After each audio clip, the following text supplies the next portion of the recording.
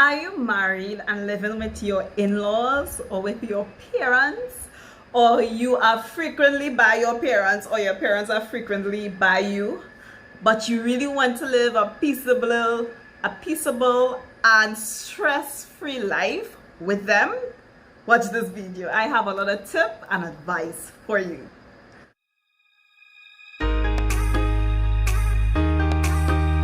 Hi everyone, welcome back to my channel. My name is Lois Raymond, and on this video I share my experience on motherhood, marriage, relationships. I dabble in a little bit of beauty related stuff and my faith on this channel.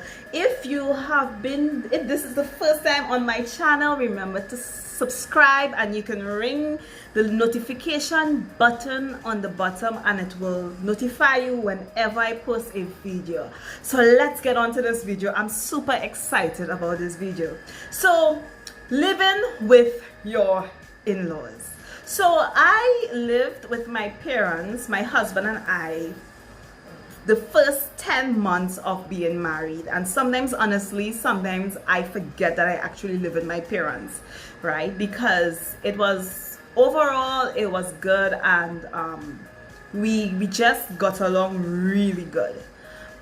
Now, before I continue this video, I must give a disclaimer and say this. I have to say this, that everyone's situation is different. Everyone's in-laws are different. There are some people, they move in with their in-laws and it is really great and it is awesome, and I think you should still watch this video. But for sometimes your in-laws are very intrusive. Some people just don't like living with your in-laws. If you know your spouse don't like it, I think as soon as you can, really push to move out and be on your own. I think it's going to be better for you and for your relationship with your parents. But even though, everything was good, you're still living with people. You're still living with people that share different mindset, different principles, different way of living. So there are times issues will arise. It's inevitable. There are times where you may not see eye to eye, but it's how you deal with the situation and how you handle it.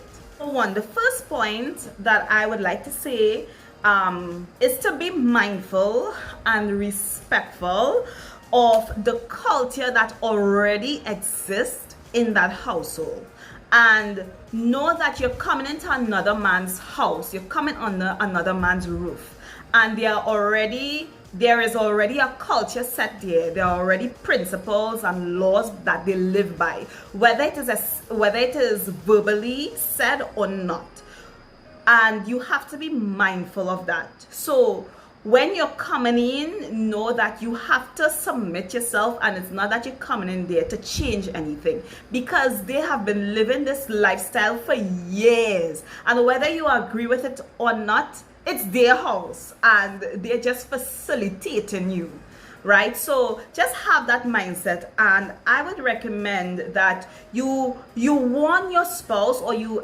educate your spouse of what is acceptable, what's not acceptable, what's the culture of your home before they come in, so that when they come in, they will not have like a culture shock, because how parents might be when you're dating. They might be nice and welcoming, but as the saying go, it's one thing to just like me, to know me, but it's another thing when you come and live with me. It's a different ball game. So because of that, just educate your spouse and give them a heads up of what is acceptable. So if for example, you are accustomed to going out when you want and coming back when you want, but in their home there is a curfew. Everyone has to be in by a certain time. It's in your house.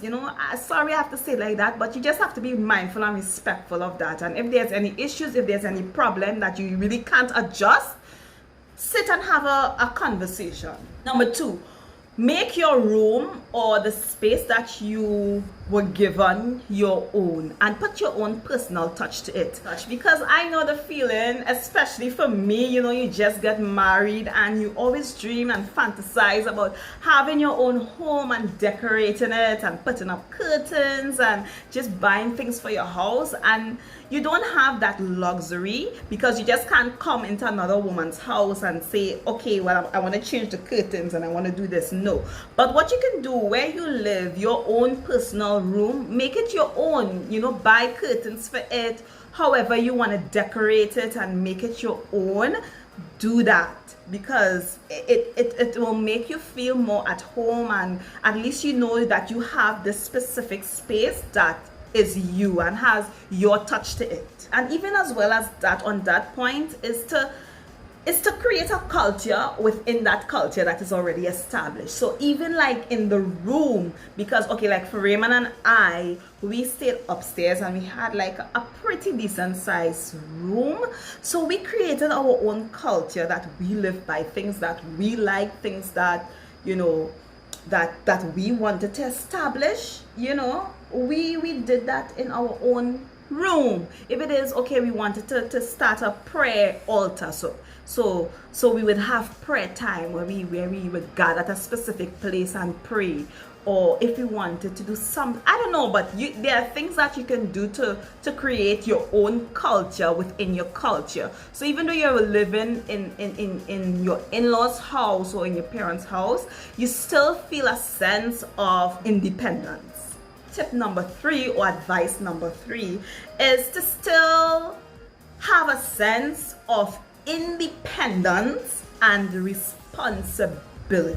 Because you're married now, you have to provide for your wife. Even though you live with your parents, you can still say, Dad, I'm a husband now, I am a man now, I will contribute to the house. I will pay the light bill, or I will pay for the groceries, or I will help out in whichever way I could financially. So just help out and be of benefit. My mom, she always says, when you're in someone's home, you need to be an asset and not a liability to the household. So even when you're living there, when you move out, they should miss you when you're gone. So just have a sense of responsibility. For me, even though I was living in my parents' home, I will still get up and cook for my husband, because at the end of the day, that ain't my mother's husband, that's my man. So I would still get up early in the morning and cook something. And even on that, sometimes when you're cooking, remember you're in a family. It's not that you're living by yourself. So sometimes you cannot be selfish and just cook for you and your husband. Sometimes you'll have to cook for everyone. So just be mindful of that and what is required of you. Number 4, it's to speak up for your spouse. This is something that I think is really, really important, and it's a very sensitive topic. If something is bothering your spouse, if it's your parents, you address it and you deal with it. If it's bothering your spouse, or vice versa. And don't be like, Mommy, I won't be like, Mommy, Raymond don't like when you do this. Mommy, Raymond don't like when you come in, you just bolt in our room and you don't knock, You don't do that. You don't push your spouse underneath the bus. But you say, Mommy, you know what? We're married now, and I would really like if you can just knock before you come in for privacy. Right? So just speak up. If you know that there are issues that is really bothering you, and like your parents are like a third voice in your relationship, and they're always interfering and they're not respecting your privacy, really, if it's your parents, address the problem. For Raymond and I, if there's any problem, and there's never really a problem, but if there's any problem, if it's his family, he'll address it if I'm bothered by something. And if it's my family, I will address it, because that's my parents, right? So just speak up for your spouse if something is going wrong, and just don't throw them under the bus, or don't just leave it there. If it's really bothering them, as a man, as a woman, you need to sit and talk to your parents and see how you can trash it out. And number 5, don't get comfortable and settle there. Have an exit strategy.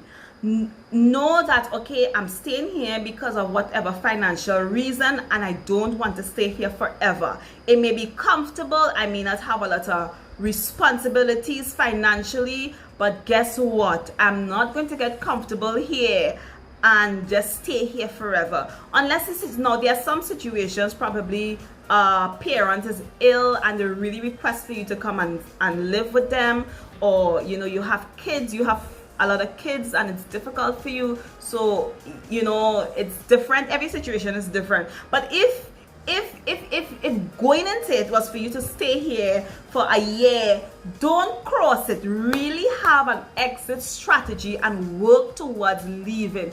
Don't get comfortable, because there's a lot of milestones that you'll be missing out on. There are a lot of things as a married couple